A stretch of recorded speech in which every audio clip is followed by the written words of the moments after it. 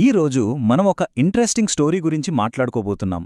భారతదేశం మ్యాప్లోనే ఒక చారిత్రాత్మక మార్పుకు కేంద్రంగా నిలుస్తున్న ఒక రాష్ట్రం గురించి. అదే ఆంధ్రప్రదేశ్. భారీ పెట్టుబడులతో దేశంలోనే ఒక కొత్త ఆర్థిక శక్తిగా ఎలా మారుతోంది, అసలు ఈ మార్పు వెనుకున్న కథేంటి చూద్దాం రండి. అవును, ఇప్పుడు అందరి మదిలో మెదులుతున్న ప్రశ్న ఇదే. ఏమైంది అకస్మాత్తుగా? ప్రపంచంలోనే టాప్ కంపెనీలన్నీ బిలియన్ల కొద్ది డాలర్లను తీసుకొచ్చి ఒకే రాష్ట్రంలో ఎందుకు పెడుతున్నాయి? దీని వెనక ఉన్న అసలు మ్యాటరేంటో తెలుసుకుందాం. ఒక్కసారి నంబర్ చూడండి, 22 లక్షల కోట్లు. ఇది ఏదో 10 ఏళ్ల లెక్క కాదు, కేవలం గత 18 నెలల్లో ఆంధ్రప్రదేశ్ సాధించిన పెట్టుబడులు. అంటే రాష్ట్ర ఆర్థిక వ్యవస్థ ఎంత పెద్ద టర్న్ తీసుకుందో అర్థం చేసుకోవచ్చు. సింపుల్గా చెప్పాలంటే, మన దేశంలోని కొన్ని చిన్న రాష్ట్రాల మొత్తం బడ్జెట్ను కలిపినా కూడా ఇంత ఉండదేమో. వస్తున్నాయి కూడా ఏవో చిన్న చిన్న కంపెనీలు కాదు. గూగుల్, రిలయన్స్, అదానీ ఇలా ఇండస్ట్రీలోని హెవీవెయిట్స్ అంతా ఏపీపై పెద్ద బెట్టే వేస్తున్నారు. అంటే దీని వెనుక ఏదో బలమైన కారణం, ఒక గట్టి నమ్మకము ఉండాలి కదా.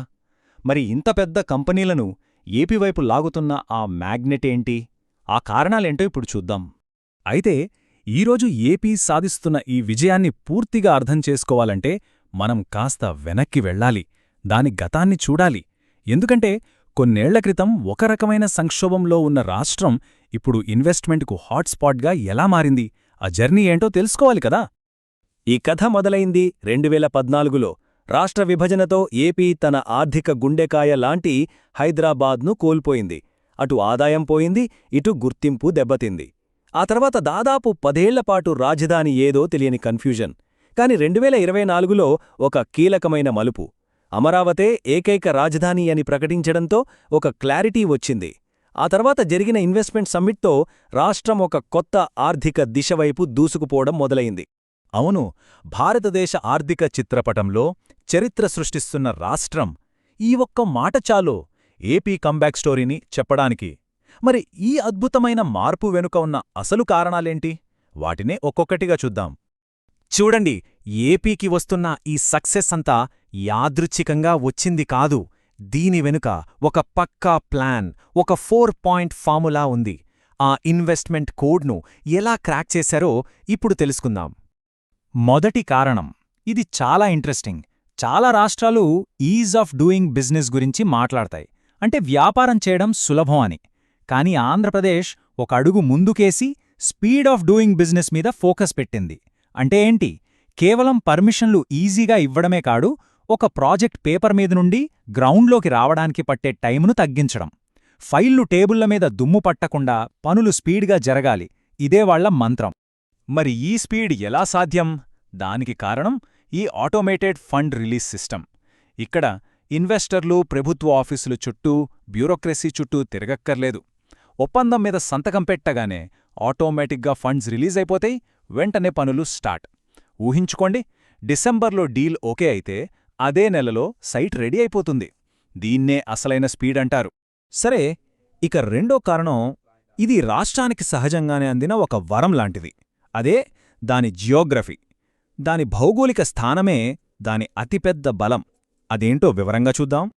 చూడండి, దాదాపు 974 కిలోమీటర్ల తీరరేఖ, 6 మేజర్ పోర్టులు, 6 ఎయిర్పోర్టులు, 1000 కిలోమీటర్ల రోడ్డు నెట్వర్క్.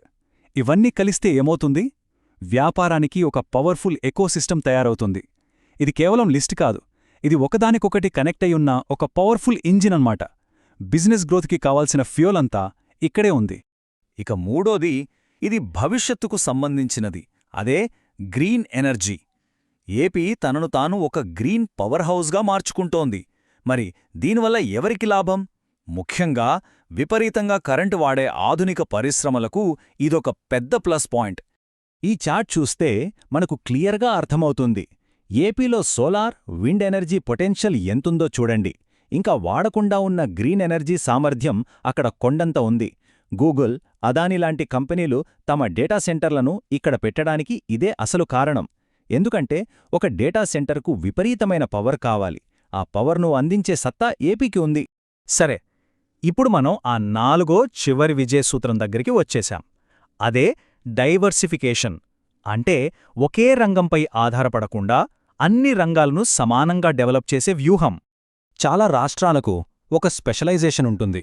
ఒకటి ఐటీకి ఫేమస్, మరొకటి ఆటోమొబైల్కి. కానీ ఏపీ అలా కాదు.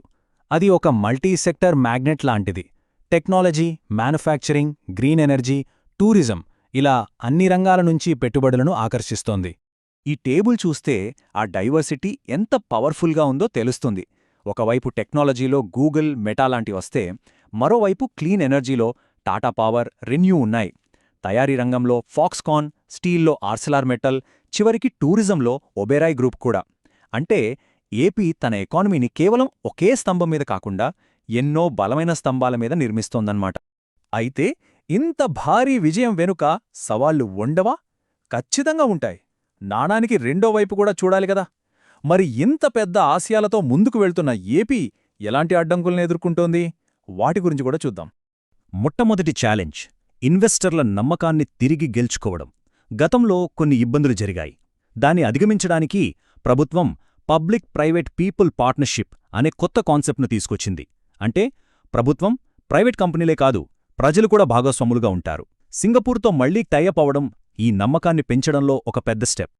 ఇక రెండో పెద్ద సవాలు, ఈ లక్షల కోట్ల పెట్టుబడుల వల్ల సామాన్యులకు ఏం లాభం? అదే ఉద్యోగాలు. రాబోయే 4 ఏళ్లలో 20 లక్షల ఉద్యోగాలు సృష్టించాలని టార్గెట్ పెట్టుకున్నారు. ఇది మాటలు చెప్పినంత సులభం కాదు, చాలా పెద్ద లక్ష్యం. దీన్ని చేరుకోవడమే అసలైన సవాలు. సో ఇక్కడ మనం 2 విషయాలను చూడాలి. ఒకవైపు 2047 నాటికి $2.4 ట్రిలియన్ ఎకానమీ అవ్వాలనే ఒక గ్రాండ్ విజన్. మరోవైపు రియాలిటీ, డేటా సెంటర్లకు నీళ్ల కొరత, రాష్ట్రం మీద ఉన్న 10 లక్షల కోట్ల అప్పు, ఇలాంటి ప్రాక్టికల్ ప్రాబ్లమ్స్. ఈ రెండింటినీ బ్యాలెన్స్ చేసుకుంటూ ముందుకు వెళ్లడమే అసలు టాస్క్. మొత్తంగా చూస్తే ఆంధ్రప్రదేశ్ స్టోరీ నుంచి కొన్ని కీలకమైన పాయింట్స్ మనకు అర్థమవుతాయి. పొలిటికల్ స్టెబిలిటీ, యువత ఎక్కువగా ఉండటం, పనులను స్పీడ్గా పూర్తి చేయడం, ఫ్యూచర్ టెక్నాలజీలైన గ్రీన్ ఎనర్జీ, ఏఐ మీద ఫోకస్ పెట్టడం, ఇవన్నీ కలిపి ఏపీ మోడల్ను ఇతర రాష్ట్రాలకు ఒక ఇంట్రెస్టింగ్ కేస్ స్టడీగా మారుస్తుంది. చివరిగా ఒక ప్రశ్నతో ముగిద్దాం. ఆంధ్రప్రదేశ్ ఇప్పుడు అనుసరిస్తున్న ఈ దూకుడు, ఈ ప్లానింగ్ మన దేశంలోని ఇతర రాష్ట్రాల అభివృద్ధికి ఒక కొత్త బ్లూప్రింట్ కాగలదా? AP success story India growth స్టోరీలో ఒక కొత్త చాప్టర్ అవుతుందా? ఆలోచించాల్సిన విషయమే.